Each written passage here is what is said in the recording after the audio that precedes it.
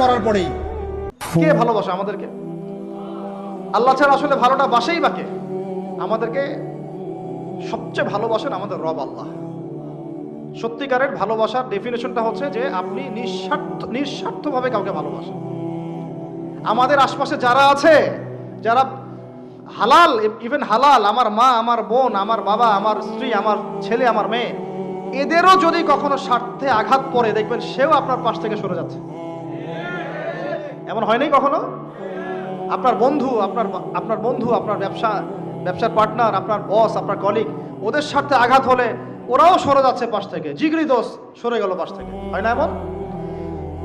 ভালোবাসা দুই প্রকার। বলেন কয় প্রকার? আমার সাথে বলেন, এখানে শেষ করে দিব 10টা মিনিট। ভালোবাসা কয় প্রকার? একটা হচ্ছে নিঃস্বার্থ ভালোবাসা। কি স্বার্থ?